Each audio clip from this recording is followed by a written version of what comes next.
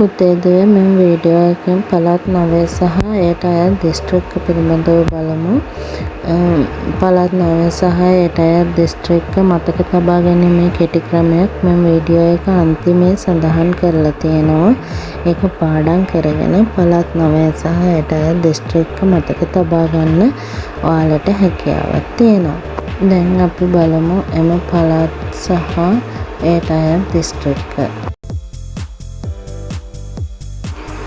උතුරු පළාත යාපනය දිස්ත්‍රික්කය, කිලිනොච්චි දිස්ත්‍රික්කය, මන්නාරම් දිස්ත්‍රික්කය, මුලතිව් දිස්ත්‍රික්කය, වවුනියා දිස්ත්‍රික්කය.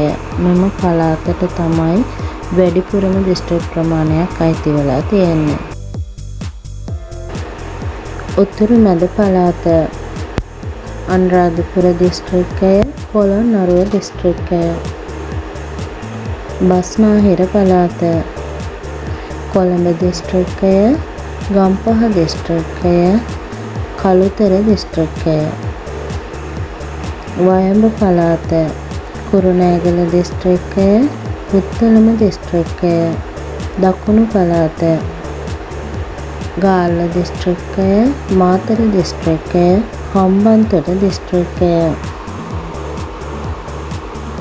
නැගෙනහිර පළාත ත්‍රිකුණාමල දිස්ත්‍රික්කය, මඩකලපුව දිස්ත්‍රික්කය, අම්පාර දිස්ත්‍රික්කය.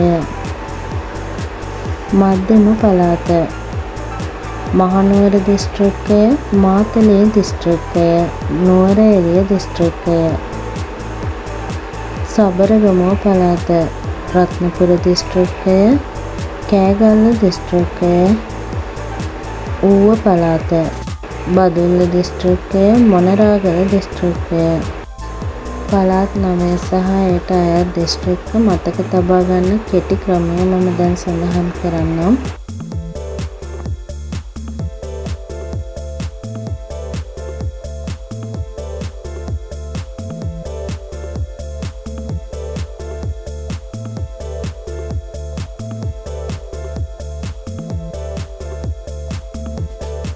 පාඩම් කරගෙන පළාත් 9 සහ දිස්ත්‍රික්ක ටික පුතාලට දුවලට හොඳට මතක තබා ගන්න පුළුවන්.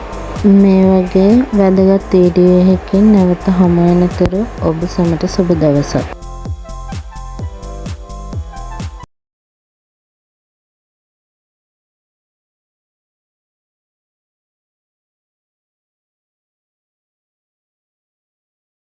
මෙම වීඩියෝ එක නරඹුවාට ස්තුතියි. ඒ වගේම අපි නැවතත් මේ වගේම වීඩියෝ එකකින් හමු වෙමු.